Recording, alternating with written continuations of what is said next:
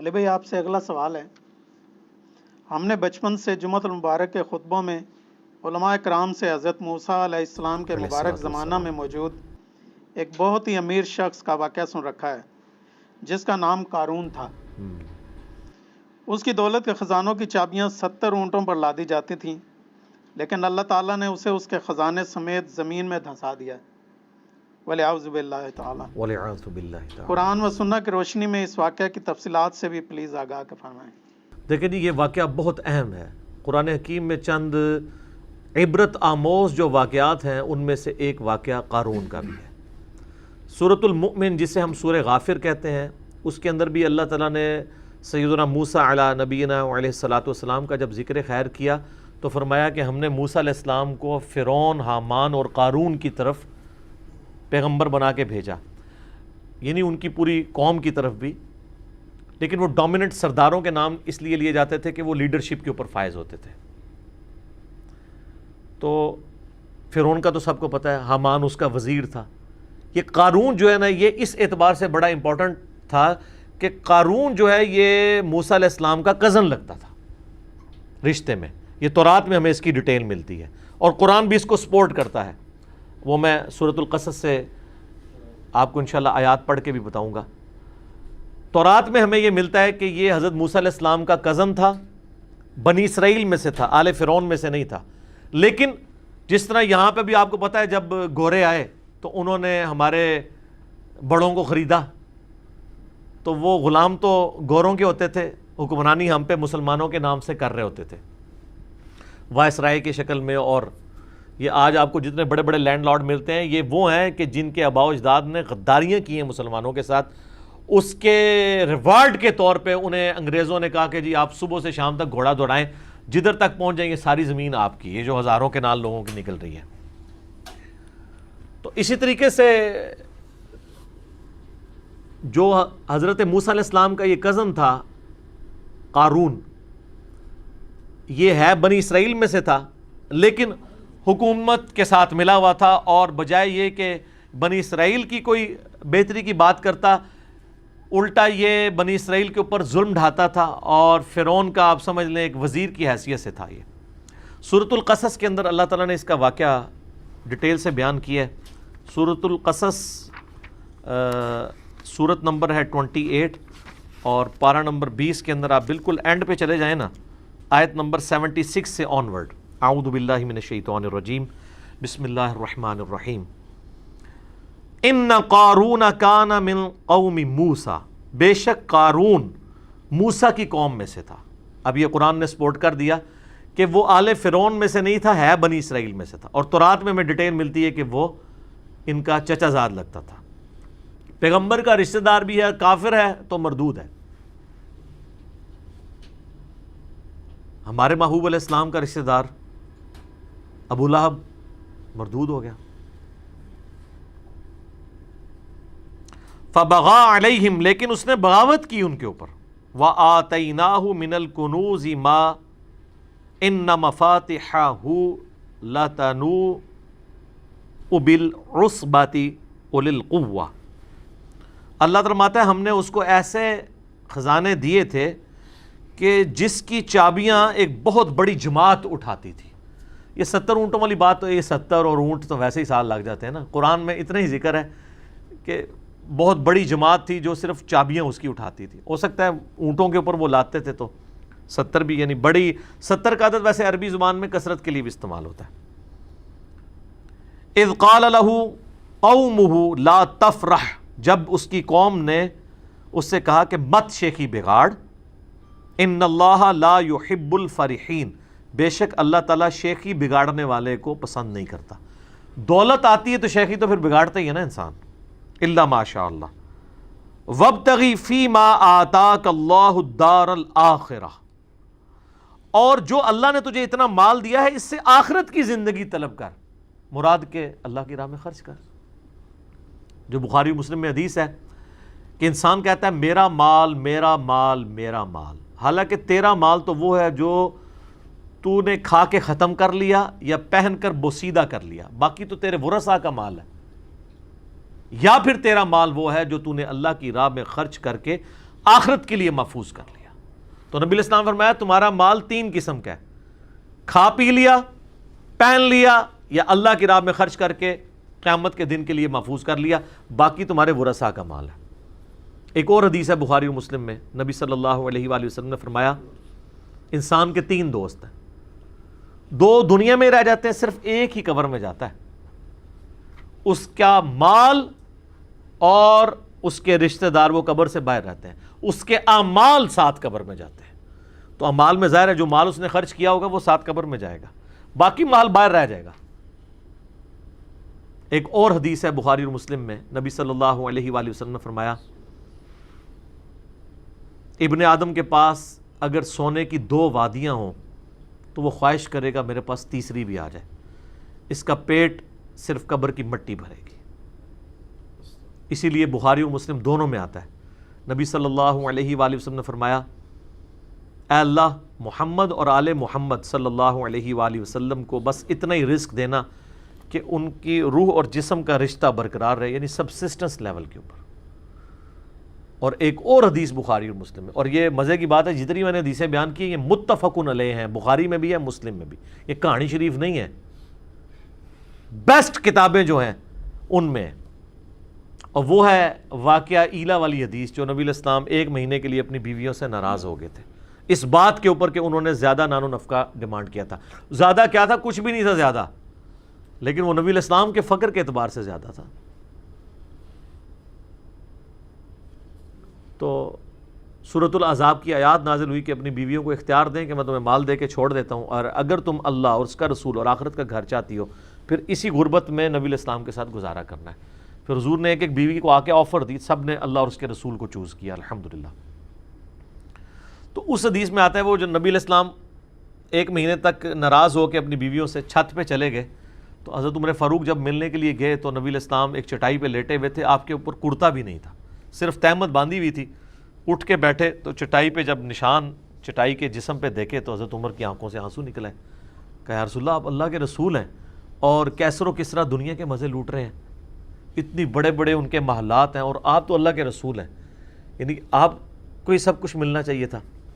تو نبی علیہ السلام نے بہت زبردست جملہ بولا، آپ فرمایا عمر لگتا ہے کہ دنیا کی حقیقت ابھی بھی تجھ پہ نہیں کھلی، کیا تم اس بات پہ خوش نہیں ہو کہ کیسر و کسرا یعنی رومن اور پرشین امپائر کے جو شہنشاہ ہیں وہ دنیا کے مزے لوٹیں اور ہم آخرت کی سعادت لوٹ لیں۔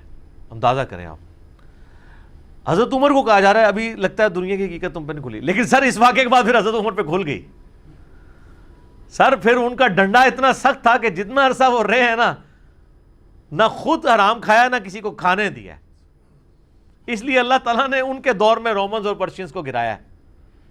ٹھیک ہے، تو جنہوں نے حضور کی صحبت کی ہوئی تھی ان کو پتہ تھا کہ نبی علیہ السلام کی زندگی کتنی فقر میں گزری ہے، ان کو دنیا کا مال دھوکہ نہیں دے سکتا تھا۔ بہرحال اس واقعے کی طرف واپس آئیں، سورہ قصص والا۔ تو اس کے ساتھیوں نے کہا کہ تجھے جو اللہ نے دیا ہے نا اس سے آخرت طلب کر، وَلَا تَنْسَ نَصِيبَكَ مِنَ الدُّنْيَا، اور دنیا میں بھی جو تو نے خرچ کرنا ہے اپنے لیے لوگوں کے اوپر اس کو بھی بے شک مت بھول۔ ہم یہ نہیں کہتے کہ سب کچھ اللہ کی راہ میں ہی خرچ کر دے، اپنا بھی حصہ لے اس میں سے۔ وَأَحْسَنِ كَمَا أَحْسَنَ اللَّهُ إِلَيْكَ، اور تو لوگوں کے اوپر احسان کر اس مال کے ذریعے جس طرح اللہ نے تجھے مال دیا، یعنی اللہ کے دیے ہوئے میں سے اللہ کی راہ میں خرچ کر، غریبوں کے اوپر لگا۔ وَلَا تَبْغِ الْفَسَادَ فِي الْأَرْضِ، اور دیکھ اس کے ذریعے زمین میں فساد تو مت بچا۔ اگر تجھے دولت ملی ہے، یہاں پہ بھی آپ دیکھ لیں جس کے پاس دولت آئی ہے وہ ڈان بنا ہوا ہے، اس کے لیے جناب بڑا وکیل کیا جج کرنا بھی کوئی مسئلہ نہیں ہے، وہ جج بھی کر لیتے ہیں۔ ظاہر ہے ججوں نے کئی فیصلے دیے ہیں نا ایسے کہ جی ان کے اپنے جج بکے ہوئے تھے، تو وہ کسی نے پیسہ لگایا تو بکتے ہیں نا۔ ان اللہ لا يحب المفسدین، بے شک اللہ تعالیٰ زمین میں جو فساد کرنے والے ہیں نا ان کو پسند نہیں کرتا۔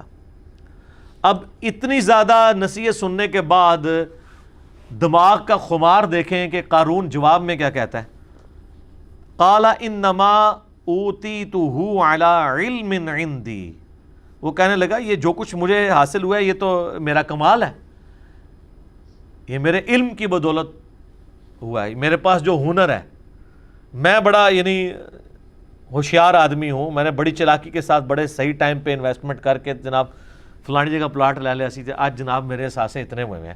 آج کل ٹی وی پہ آپ سوشل میڈیا پہ دیکھ رہے ہیں نا, بڑے بڑے شریف لوگوں کے احساسیں ڈسکس ہو رہے ہیں, جو دنیا کو یہ بھاشن دیا کرتے تھے کہ فلاں حرام خور ہے, فلاں کی جداد اتنے گناہ ہوگی, اپنی جدادیں آئی ہیں, اور جو لوگوں کہتے تھے ان کی تلاشیاں لو, اب یہ بھی اپنی تلاشیاں دیں نا, ٹھیک ہے, نام لیے بغیر.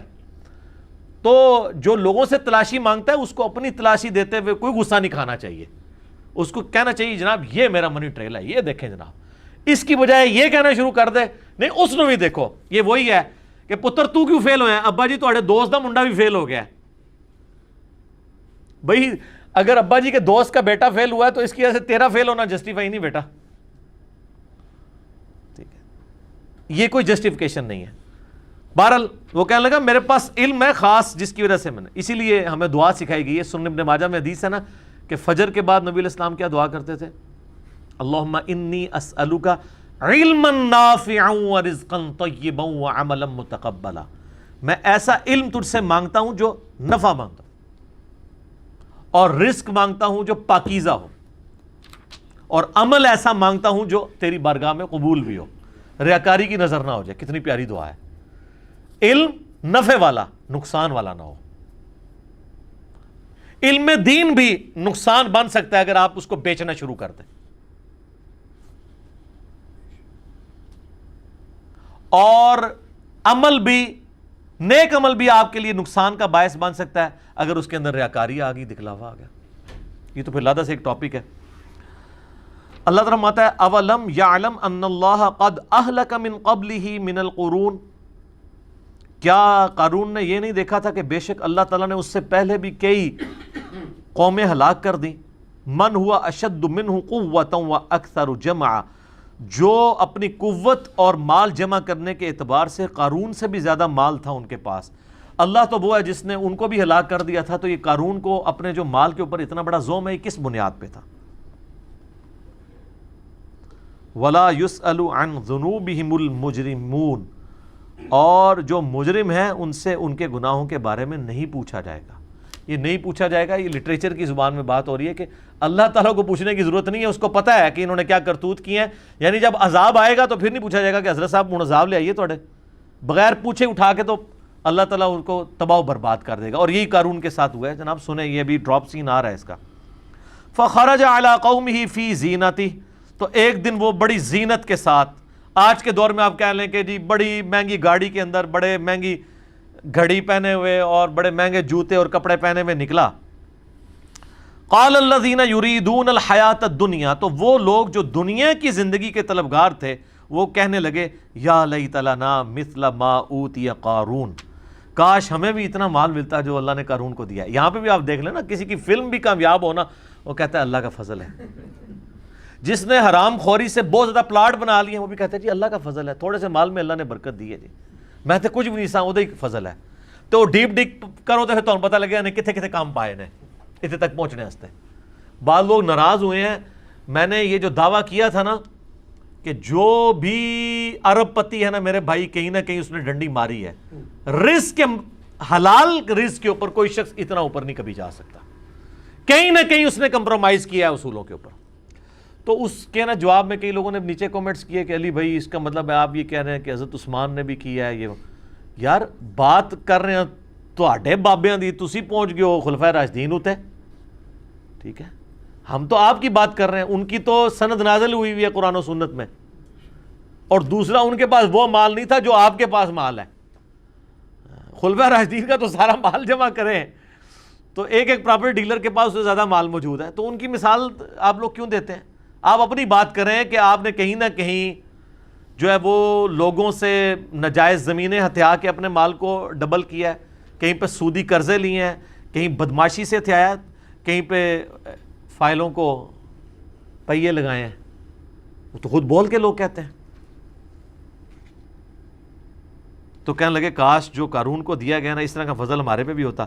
انہو لذو حظ عظیم, یہ تو بڑا قسمت کا دھنی ہے, اللہ نے اس کو اتنا دیا, اللہ نے دیتا نا جی, تو ہم تکلیف ہے سانو نہیں تکلیف, جہدے کول ہے نا انہوں ہی تکلیف کٹنی پینی آخرت وچ. وقال الذین اوتوا العلم، اللہ تعالیٰ فرماتا ہے جو علم والے تھے نا، یہاں اب آپ کو پتہ چلا ہے کہ دولت کے اوپر لگام علم کی ہونا پھر انسان صحیح رہتا ہے۔ اللہ تعالیٰ فرماتا ہے جن کو اللہ نے علم دیا تھا نا، جب انہوں نے ان کی بات سنی نا کہ یہ بڑا خوش نصیب، انہوں نے کہا وَيْلَكُمْ ثواب اللہ خیر لمن آمن وعمل صالحا، ان کا تمہاری خرابی ہو، اللہ کے حضور جو اجر ہے وہ اس سے بہتر ہے ان لوگوں کے لیے جو ایمان لائے اور نیک اعمال کیے، ولا یلقاها الا الصابرون، لیکن اس کو وہی لوگ حاصل کر پائیں گے جو صبر کرنے والے ہیں۔ ایک یہ معنی ہے، اور دوسرا معنی یہ ہے کہ اس حقیقت تک وہ لوگ پہنچیں گے، اس علمی حقیقت تک کہ یار اصل زندگی تو آخرت کی زندگی ہے، جو صبر کرنے والے ہیں۔ دونوں معنی بیک وقت درست ہیں۔ دنیا تو ساری صبر پہ چل رہی ہے نا جی، پورے کا پورا دین، پوری کی پوری زندگی صبر ہے۔ تین چیزوں پہ آپ نے صبر کرنا ہے، اللہ کی طرف سے شریعت کی پابندی جو ہے نا اس پہ صبر کرنا ہے، فجر کے وقت اٹھنا، سردیوں میں غسل کرنا، گرمیوں کے روزے رکھنا، صبر کرنا پڑے گا۔ دوسرا صبر ہے حرام خوری سے بچنا، حرام کاموں سے بچنا، نگاہوں کی حفاظت کرنے کے لیے آپ کو حرام سے بچنے کے لیے صبر کرنا پڑے گا، اپنے نفس پہ جبر کرنا پڑے گا، رزق کے حرام سے بچنے کے لیے صبر کرنا پڑے گا۔ اور تیسرا صبر ہے اللہ کی طرف سے آئی ہوئی تکلیف کے اوپر صبر کرنا، وہ تو سب سے مشکل کام ہے۔ ظاہر ہے کہ رزق حلال میں پھر آپ عیاشی کی زندگی نہیں گزاریں گے، دوویں جہانی مٹھے باؤ، انج نہیں ہوئے گا۔